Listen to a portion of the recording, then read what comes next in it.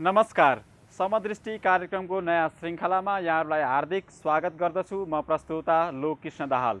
आजको यस श्रृङ्खलामा नेपालको वैकल्पिक राजनीतिको बारेमा चर्चा गर्नेछौँ। आजको हाम्रो अतिथि हुनुहुन्छ विवेकशील साझा पार्टीका प्रवक्ता शरदराज पाठक। आउनुहोस् उहाँलाई यस कार्यक्रममा स्वागत गरौँ।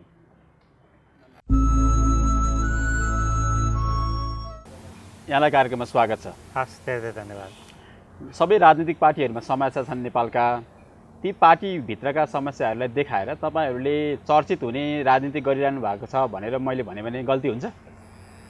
त्यो धेरै हदसम्म गल्ती हुन्छ, किनभने चर्चित हुनेका लागि राजनीतिक दल स्थापना गरेर यतिका दुःख गरिरहनु पर्दैन। किनभने टिप्पणीकारका रूपमा चर्चित हुन सकिएला, होइन, अन्तर्वार्ता दिँदै हिँडेर चर्चित हुन सकिएला। तर एउटा राजनीतिक दल स्थापना गरेर अगाडि बढ्नु भनेको त अहिले विद्यमान राजनीतिक दलहरूले जुन किसिमको डेलिभर गर्नुपर्ने हो त्यो अबको दिनमा उहाँहरूबाट सम्भव छैन भन्ने निर्क्युलका साथ अगाडि बढिसकेपछि त तपाईँको टिप्पणी स्वाभाविक रूपमा त्यो गलत नै भन्नुपर्छ। होइन, उनीहरूको जो राजनीतिक पार्टीहरू छन्, तपाईँहरूले परम्परागत भनेका राजनीतिक पार्टीहरू, उनीहरूको लामो इतिहास छ।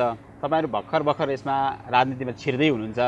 उनीहरूको त्यो लामो इतिहाससँग तपाईँहरू त्यो चाहिँ कम्पिटिसन गर्न सक्नुहुन्न। तर ती भित्रका समस्याहरू देखाएर आफू चाहिँ भयो भने ठिकै छ, भएन भने केही छैन, हामी चाहिँ भनेर त्यसरी हराउने टाइपले तपाईँले गरिरहनु भएको छ। यिनीहरूले गर्न सक्दैनन् भनेर मान्छेहरूले तपाईँहरूलाई अलिकति शङ्काको दृष्टिले हेरिरहेका छन् नि।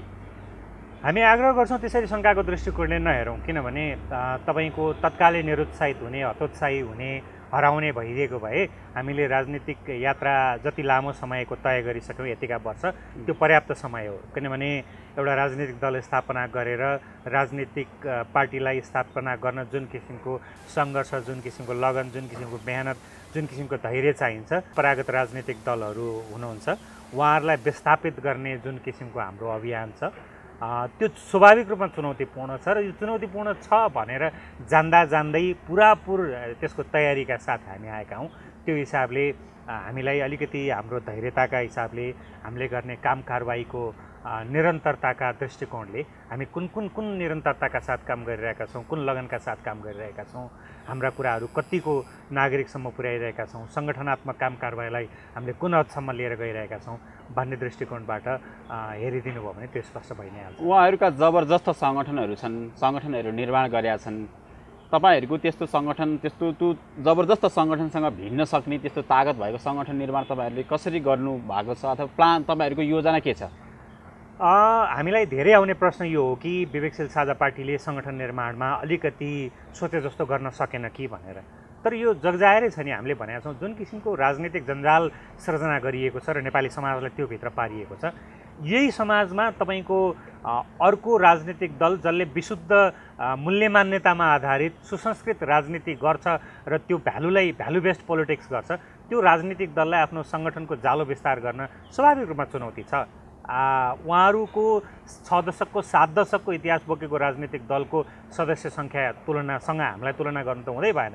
तर त्यसको अर्थ हामीले केही गरिरहेछौँ भन्ने पनि, गरिरहेको छैनौँ भन्ने पनि होइन। तपाईँले हाम्रो भर्खरै मात्र विवेकशील र साझाको पुनः एकीकरण भइसकेपछि 7वटा प्रदेशमा समायोजन र प्रदेश संयोजकहरूको चयन भइसकेको छ। जिल्ला जिल्लामा सङ्गठन विस्तारको कामहरू भइरहेको छ, साङ्गठनिक समायोजनको कामहरू भइरहेको छ।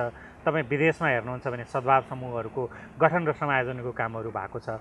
अब यति छोटो समयमा सबैवटा प्रदेशमा साङ्गठनिक गतिविधिहरू अहिलेको राजनीतिक दलहरूको तहमा त पुगेको छैन होला, तर धेरै ठाउँमा साङ्गठनिक उपस्थिति हाम्रो पुगिसकेको हिसाबले पनि स्वाभाविक रूपमा हामी त चलायमान छँदैछौँ। तपाईँको अन्तर्हृदयबाट साँच्चैकै यो साझा पार्टी चाहिँ दह्रो साङ्गठनिक त्यो चाहिँ विस्तारसहित गरेर देशको परिवर्तन गर्छु भन्ने विश्वास त्यो तपाईँहरूमा त्यो छ? तपाईँलाई व्यक्तिगत रूपमा त्यस्तो लाग्छ? तपाईँले साझा पार्टी भन्नुभयो, विवेकशील साझा पार्टी। विश्वास किन पनि छ भने यस्तो, यसलाई दुईवटा दृष्टिकोणबाट हेरौँ। एउटा चाहिँ नि राजनीतिक दलहरूको सङ्गठन सञ्चालन, पार्टी सञ्चालनको आधार, मैले तपाईँको अन्तर्हृदयको कुरा गरेँ, साँच्चै लाग्छ? मेरो विश्वास त छ। हुँदैन थियो भने म राजनीतिक मैदानमा हुँदैन थिएँ, हामी हुँदैनथ्यौँ। तर तपाईँलाई म अर्को कुरा के भन्छु भने राजनीतिक दलहरूको क्रियाकलाप सङ्गठनमा मात्रै आधारित हुँदैन। त्यो जुन फाउन्डेसन हुन्छ हो त्यसले कहिलेकाहीँ साङ्गठनिक उपस्थिति को छ, स्थानीय तहमा को छ, वडामा को छ, पालिकामा को छ भन्ने चिज पनि खोज्नु पर्यो, हाम्रो उपस्थिति त्यहाँ पुग्नु पर्यो। तर त्योभन्दा बाहेक राजनीतिक दलहरूलाई त यहाँ लाखौँको सङ्ख्यामा न्युट्रल भोटरहरू हुनुहुन्छ जसको मतले कुन दललाई अगाडि लैजाने र कुन दललाई पछाडि पार्ने भन्ने चिज प्रभावित गर्छ। तर तपाईँहरूको सिद्धान्त हेर्दा चाहिँ यसो मिलाउने खालको रहेछ, जस्तै वामपन्थी विचारधारा पनि होइन, प्रजातान्त्रिक अथवा काङ्ग्रेसले भनेको त्यो विचारधारा पनि होइन, बिचको भनेर तपाईँहरूले भन्नुभएको छ होइन, सबै कुरा मिलाउने, अनिखेर यो पनि होइन, यसो मिलाउने खालको तपाईँहरूको सिद्धान्त हो। त्यसलाई यसरी बुझौँ न, हामीले कल्याणकारी लोकतन्त्रको दर्शनलाई हाम्रो मूल दर्शनका रूपमा अँगालेका छौँ। यसले लोकतन्त्रको वैचारिक आलोकमा कल्याणकारी राज्य स्थापनाको कुरा गर्छ। हामी चाहन्छौँ हाम्रो राजनीति, हामीले पटक पटक भन्दै आएका छौँ, अमूर्तवाद दर्शन विचारका कुराहरूको बहसमा मात्रै नअल्झियोस्। अहिलेको राजनीति के छ भने डेलिभरी शून्य। तपाईँ एउटा नागरिकको रूपमा हेर्नुहोस् न, नागरिकले लोकतन्त्र व्यवस्थाबाट शासन प्रणालीबाट प्रतिफल खोज्छ। दैनन्दिन जीवनमा त्यो व्यवस्थाले, त्यो प्रणालीले, आफूले मत दिएको राजनीतिक दलले कुन किसिमको डेलिभरी मलाई दिइरहेको छ भनेर नागरिकले खोज्दा वाद दर्शन पनि त चाहिएला, सिद्धान्त भने त हो। यही चिज नेपाली समाजलाई हामी के बुझाउन खोजिरहेछौँ भने तपाईँको साम्यवाद, समाजवाददेखि लिएर भारी भरकम शब्दावलीहरू प्रयोग गर्यो भने वाद हुने। कल्याणकारी लोकतन्त्रको भनेको त यो आफैमा एउटा दर्शन हो, विचार हो। त्यो चाहिँ तात्कालिक मान्छेहरूका मनलाई, ती भावनालाई समेट्ने खालको, तिमीहरूलाई म पानी दिन्छु, धारा दिन्छु, विचार बिनाको, दर्शन बिनाको राजनीति त हुँदैन। त्यो त मान्छेलाई, तपाईँको घरमा धारामा पानी आइरहेको छैन, तपाईँले घन्टौँको तपाईँको दिनमा आधाभन्दा बढी समय लोड सेडिङ बेहोर्नुपर्छ, तपाईँको अस्पतालमा उपचार गर्न जानुभयो भने तपाईँले जायजता बेच्नुपर्छ छ भने, नभयो भने हात हडाउनुपर्छ। अनि तपाईँ नेपालमा बसी खाने वातावरण छैन, रोजगारी छैन, तपाईँलाई कतिखेर देश छोडौँ भन्नुपर्छ र पासपोर्टको बनाउने लाइनमा गएर उभिनुपर्छ 18 वर्ष पुग्ने बित्तिकै। अनि तपाईँलाई चाहिएको छ विचारको, दर्शनको त्यही भारी भरकम शब्दावली कि तपाईँहरूको पार्टीको दर्शन सिद्धान्त छैन, के छ त? मैले भने त, व्याख्या गरेँ। कल्याणकारी लोकतन्त्र एउटा राजनीतिक दर्शन हो। यो दर्शन कैयन विकसित मुलुकहरूले यही दर्शनमा आधारित रहेर शासन प्रणाली सञ्चालन गर्दै आएको छ। राजनीतिक दलहरूले पर्याप्त राम्रोसँग अँगालेर राजनीतिक दललाई स्थापना गरेको छ। तपाईँ धेरै टाढै जानु परेन।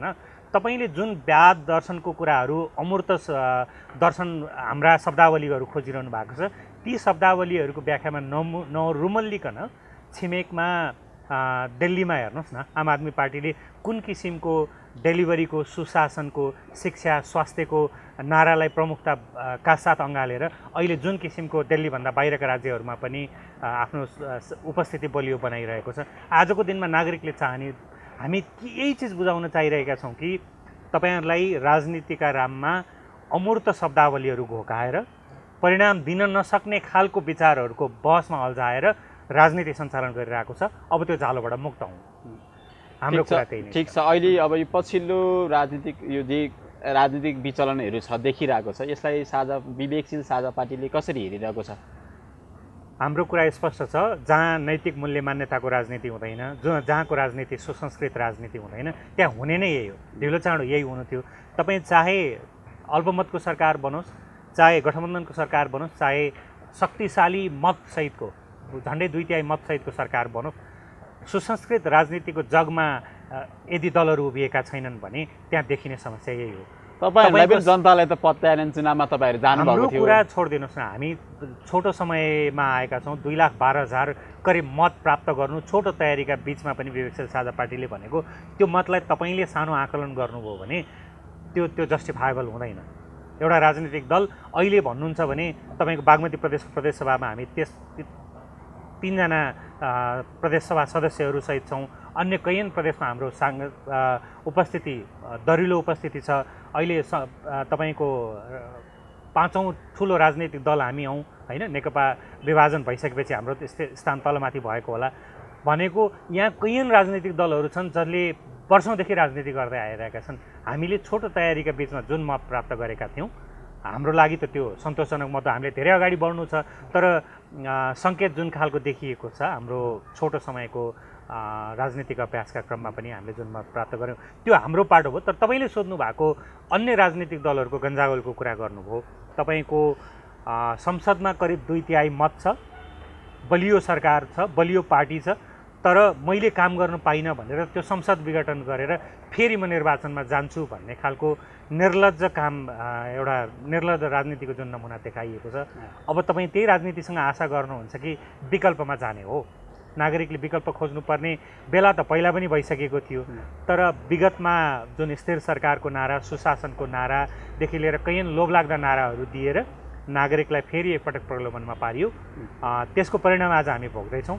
तर अबको दिनमा नागरिकले फेरि गर्नुपर्ने कुरा के हो भने त्यस्ता प्रलोभनबाट मुक्त हुने र दलहरूको कार्यशैली, दलहरूको सोच, दलहरूको चिन्तन, यी चिजहरूको यावत चिजहरूको मूल्याङ्कन गरेर नेपालको लागि, नेपालको राजनीतिलाई थप रसातलमा पुग्न नदिन, थप दलदलमा भासिन नदिनका लागि मैले चयन गर्नुपर्ने उपयुक्त राजनीतिक दल को हो, मैले भोट दिनुपर्ने उपयुक्त पात्र को हो, होइन, यी सबै चिजको गहिरो चिन्तन विश्लेषणसहित व्याख्या गरेर तपाईँको मत जाहेर नगर्ने हो भने हामी यो दलदलबाट उठ्न सक्दैनौँ। अहिले पनि अन्यल छ, चुनावमा जाने कि सरकारै बन्न सकेका छैन यो गन्जागोलले, चुनावमा जाने कि फेरि नयाँ सरकार बनाउने कि सरकारले संसदलाई आफ्नो चाहिँ बिजनेसहरू नदिएर संसदलाई डेढ गरेर राखिरहेको छ।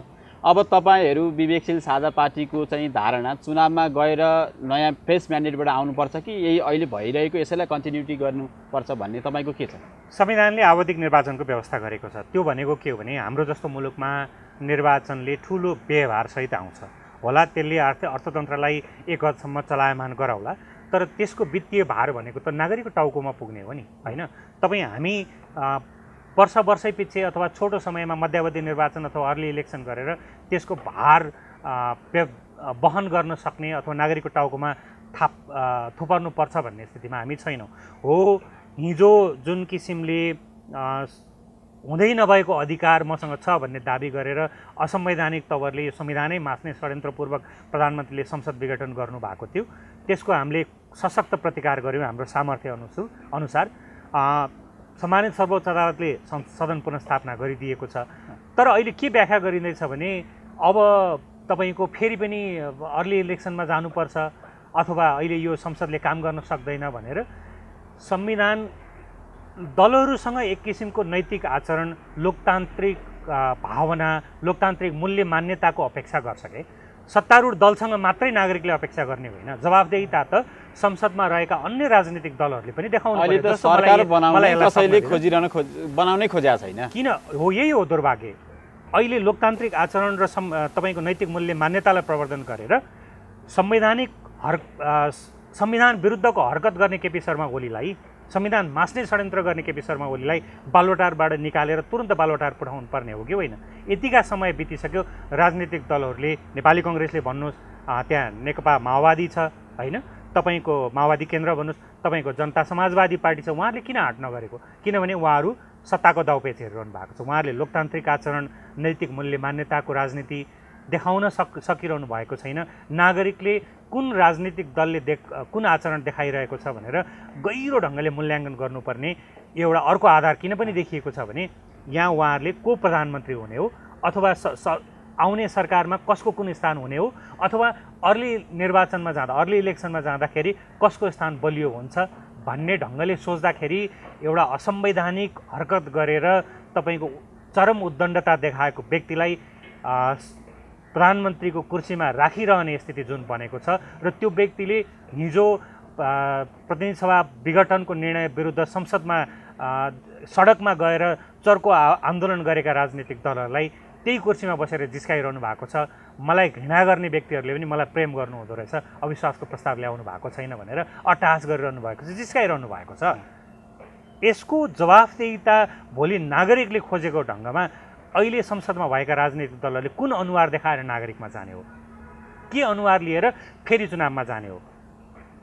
यत्रो ठुलो राजनीतिमा, वर्तमान राजनीति यत्रो ठुलो सङ्कट हुँदा पनि तपाईँहरू विवेकशील साझाले आइदिए हुन्थ्यो, गरिदियो हुन्थ्यो, अथवा तपाईँहरूप्रति पनि त मान्छेको त्यस्तो ठुलो वैकल्पिक राजनीतिको वकालत गर्ने तपाईँहरूसँग पनि त मान्छेले त्यस्तो ठुलो आशा देखेर यिनीहरू आइदिए हुन्थ्यो भन्ने गरेर धारणा राखेनन् नि, त्यसरी तपाईँहरूलाई देखेनन् नि फरक रूपमा? संसदमा स्वाभाविक रूपमा संसदमा भएका दल र नभएका दलसँगको अपेक्षा फरक हुन्छ। तपाईँ जब अब हामी आउने चरणको निर्वाचनमा जान्छौँ, अबको निर्वाचनमा तपाईँले विवेकशील साझालाई नागरिकले कुन खालको मत जाहेर गर्नुहुन्छ, कुन खालको मत दिनुहुन्छ, कहाँ पुर्याउनुहुन्छ भन्ने चिज त हामीले बुझेका छौँ। हामीलाई कस्तो खालको प्रतिक्रियाहरू आइरहेको छ भनेर अहिले नागरिकले भनेको चिज त हिजो विघटन हुँदाखेरि पनि प्रधानमन्त्रीले संसद विघटन गर्दाको स्थितिमा पनि हो भलै यो असंवैधानिक हो, अलोकतान्त्रिक हो, तर तपाईँहरू जस्तो राजनीतिक दलका लागि त यो अवसर थियो। तपाईँहरू निर्वाचनको पक्षमा मत जाहेर गर्नुहोस् न। भलै अदालतले सदर गरिदियो प्रधानमन्त्रीको कदम भने त तपाईँहरूले निर्वाचनको पक्षमा गएर आफूलाई संसदमा बलियो उपस्थितिका साथ ल्याउने मौका छ, तपाईँहरू किन विरोध गरिरहनु भएको छ भनेर हामीलाई प्रश्न आएको थियो। आज पनि त्यो प्रश्न आउँछ, तपाईँहरू अर्ली इलेक्सनको पक्षमा मत जाहेर गर्नुहोस् न भनेर। हामी के भनिरहेको छौँ भने जबसम्म संविधानको बलले यही संविधानका प्रावधानहरूभित्र रहेर संसदमा अर्को सरकार बन्ने स्थिति छ, त्यो स्थितिको परीक्षण हुनुपर्छ। त्यो फेरि चाहिँ नि चुनावलाई रोमाञ्चकताका रूपमा लिएर त्यसको वित्तीय भार नागरिकलाई जुन पर्छ होइन, त्यसमा त खेलवाड गर्नु त पाइँदैन। र हामीले त्यही भनिरहेका छौँ, जब निर्वाचनमा जान्छौँ अनि त्यसपछि तपाईँको प्रश्नको उत्तर त अहिले मैले भन्नुभन्दा पनि हामी त्यतिखेर पाउनेछौँ कुन खालको नागरिकबाट हामीलाई मत प्राप्त हुनेछ। हामी विश्वस्त छौँ हामी शक्तिशाली राष्ट्रिय पार्टी बन्नेछौँ। हामी दरो उपस्थितिका साथ सङ्घीय संसदमा हुनेछौँ।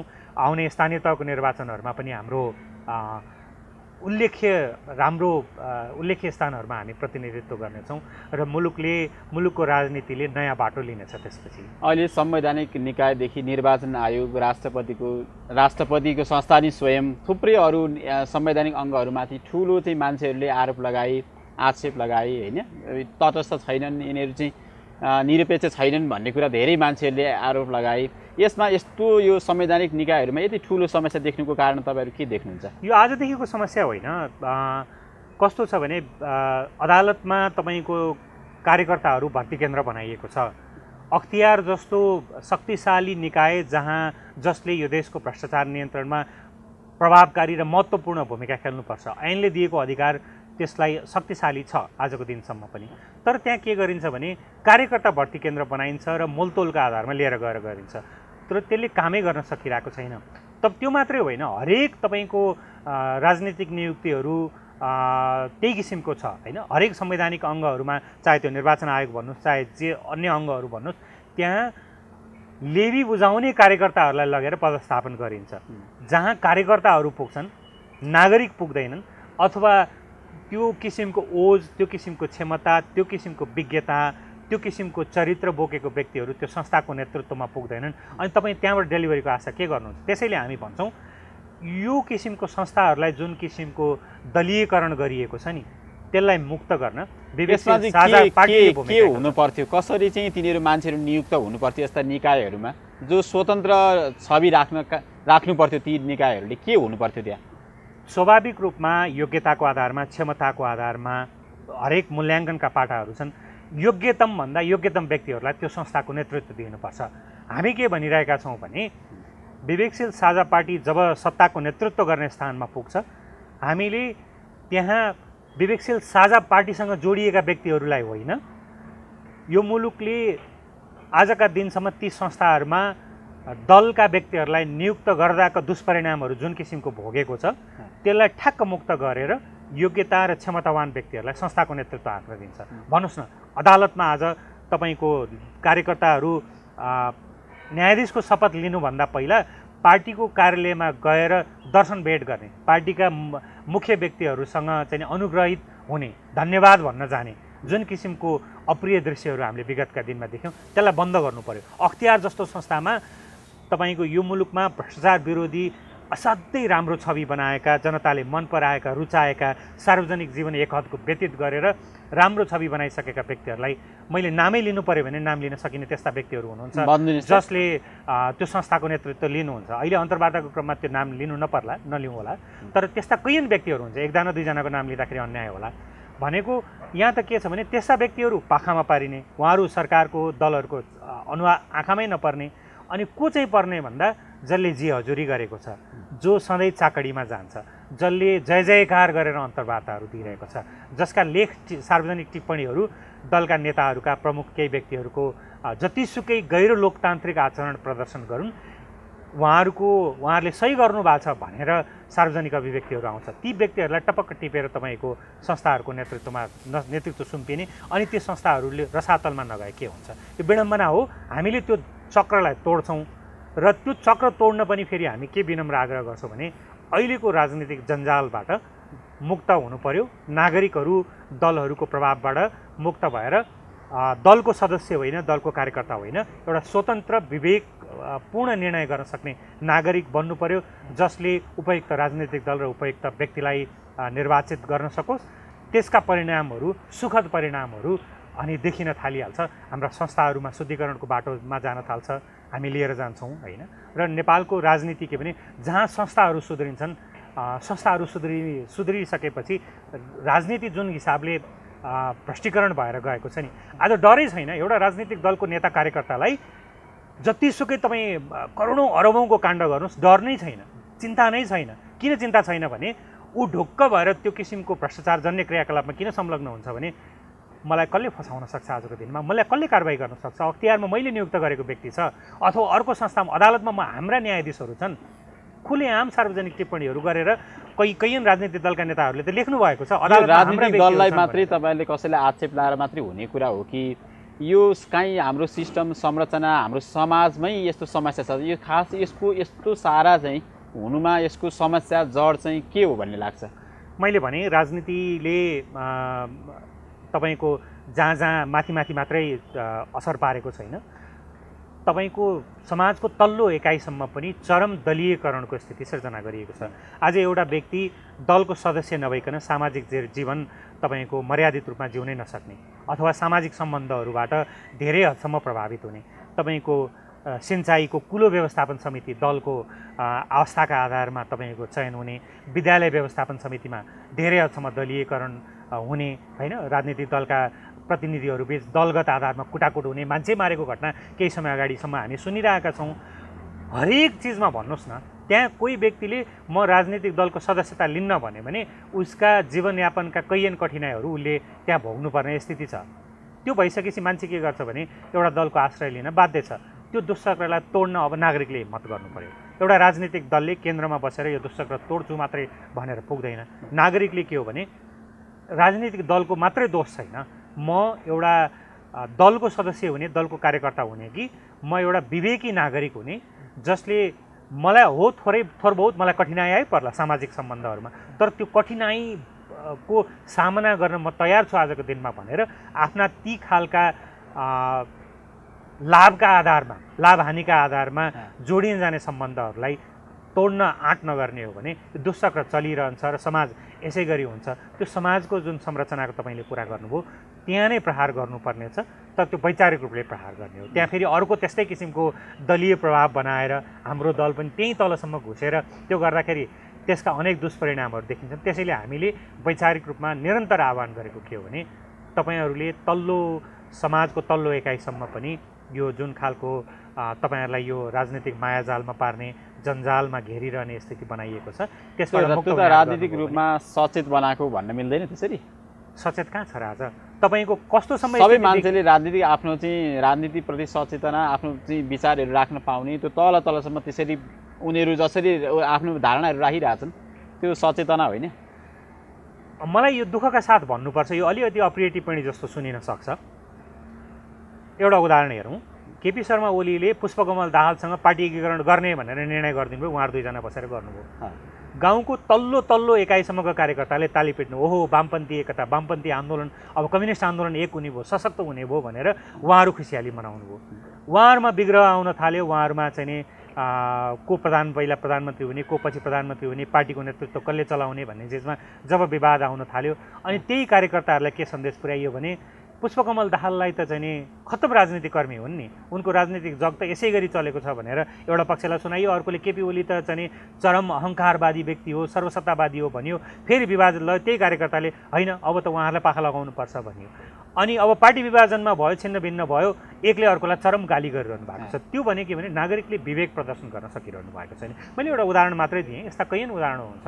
तपाईँको नेपाली कङ्ग्रेसभित्र भन्नुहोस्, जनता समाजवादी पार्टी, अहिले भएका अरू राजनीतिक दलहरूको पनि चरित्र त्यही हो कि राजनीतिक दलका आम कार्यकर्ताले मेरो राजनीतिक दलको नेतृत्वमा बसेको व्यक्तिले विवेकपूर्ण, सुझबुझपूर्ण, मूल्य मान्यतायुक्त कदम चालिरहेको छ कि अथवा उसले जे चिजमा थपडी बजा भनेको छ मैले थपडी बजाइरहेको छु भनेर उसले सोचिरहेकै छैन। त्यो स्थितिमा त तपाईँ राजनीतिक दलको छत्रछायाबाट आफ्नो दलका नेताले भनेका चिजहरूभन्दा बाहिर निस्केर केही पनि सोच्नै सक्नुहुन्न भने अनि समस्या त त्यहीँनिरबाट सिर्जना हुन्छ। अब अन्त्यमा यत्रो गन्जागोलको राजनीतिभित्र विवेकशील साझाले आफूलाई फरक अस्तित्वसहित कसरी उभ्याउने योजना अथवा प्लान त्यस्तो बनाएको छ? हामी मूल्य मान्यतायुक्त राजनीति गर्छौँ। सुसंस्कृत राजनीति हाम्रो आजको आवश्यकता हो। यो युगको आवश्यकता के हो भने यहाँ भ्यालु बेस्ड पोलिटिक्स होस्, परिणाम दिने राजनीति होस्, होइन, अमूर्त राजनीतिक बहसहरू होइन। मैले पटक पटक भनेको छु, तपाईँका सन्तानले लिने शिक्षाको गुणस्तर कस्तो छ, तपाईँले प्राप्त गर्ने स्वास्थ्य उपचार सेवा के छ, तपाईँले राजनीतिले तपाईँलाई दिने डेलिभरी के हो त्यो पाइरहनु भएको छ कि छैन भनेर हेर्नु पर्यो। विवेकशील साझा पार्टीले के भनेको छ भने म फेरि एकपटक विनम्रतापूर्वक दोहोऱ्याउन चाहन्छु, कल्याणकारी राज्यको स्थापनाको कुराहरू हामी गरिरहेका छौँ। हामी गुणस्तरीय शिक्षा, सार्वजनिक शिक्षालाई गुणस्तरीय र निःशुल्क बनाउन चाहन्छौँ, त्यो सम्भव छ। त्यसै गरी स्वास्थ्य उपचार हरेक नागरिकको पहुँचसम्म गुणस्तरीय स्वास्थ्य उपचार पहुँचमा पुर्याउन हामी चाहन्छौँ, त्यो पनि निःशुल्क आधारभूत स्वास्थ्य सुविधा। त्यसै गरी विपन्नलाई आवासको कुरा छ, होइन, सार्वजनिक यातायातमा धेरै हदसम्म सुधारको खाँचो छ। यस्ता चिजहरूलाई हामी प्रमुखताका मुद्दा बनाएर नागरिकको मन जित्छौँ र विवेकशील साझा पार्टीलाई स्थापित गर्छौँ। ती चिजहरूको जगमा टेकेको सुसंस्कृत राजनीति जब हामी सत्ताको केन्द्रमा पुग्छौँ, हाम्रो पार्टी पुग्छ, अनि अघि मैले भनेका जस्तो संस्थाहरूलाई दलीयकरणबाट मुक्त गर्ने, हामीले भनेका छौँ भ्रष्टाचार मुक्त समाज निर्माणमा हामी ठुलो भूमिका खेल्छौँ। 46 साल यता एउटा टाइम फ्रेम त तोक्नु पऱ्यो। हामीले 46 सालको समय तोकेका छौँ, त्योभन्दा अगाडि पनि जान सकिएला। राज्यको उच्च पदमा पुगेका राजनीतिक कर्मी, तपाईँको पेसाकर्मी, होइन, यी सबैको सम्पत्ति छानबिन गर्छौँ। निजामती सेवामा रहेका लगायतका सबैको सम्पत्ति छानबिन गर्छौँ र भ्रष्टाचारबाट आर्जन गरेको सम्पत्ति राष्ट्रियकरण गर्छौँ, होइन। यावत चिजहरू छ हामीले गर्ने भनेका चिजहरू, र त्यो चिजहरू गरिरहँदाखेरि हामीले गरेका कुराहरू एकपटक सुन्नुहोस्, मनन गर्नुहोस्, होइन। हामीलाई धेरै नागरिकले आशाको केन्द्रको रूपमा हेरिरहनु भएको छ। हामीले त्यसलाई तपाईँले अघि भनेको जस्तो नागरिकले साथ नदिएको भनेर बुझेका छैनौँ। अलि धेरै साथ चाहियो ताकि हामीसँग अब धेरै समय व्यतीत गर्ने छुट छैन।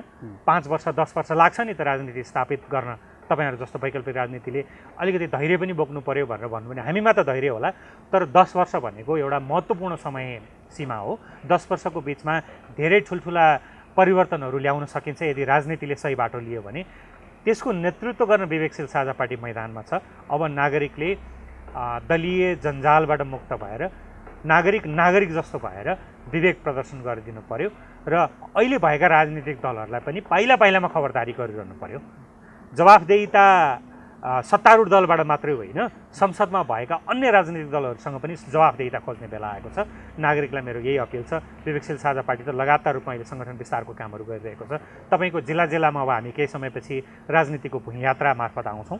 त्यतिखेर हाम्रा कुराहरू सुन्न आइदिनु होला, हामीसँग अन्तर्क्रिया गर्नुहोला। हाम्रा बारेमा केही भ्रमहरू फैलाइएका छन् अथवा कैयन चिजहरू तपाईँले बुझ्न पाउनु भएको छ भने अन्तर्क्रिया गरौँला, जोड्यौँला, सँगै सहयात्रा गरौँला। सहयात्रा गर्न सक्ने बिन्दुमा हुनुहुन्न भने पनि निर्वाचनमा मत जाहेर गर्दाखेरि त्यो किसिमले विवेकशील साझा पार्टीलाई मत जाहेर गरिदिनु भयो भने हामी यो मुलुकमा सुसंस्कृत राजनीति, सुशासन, डेलिभरीको नेतृत्व गरेर अगाडि बढ्छौँ। हस्, यहाँको समय र सम्वादको लागि धन्यवाद छ। धेरै धेरै धन्यवाद यो अवसरका लागि।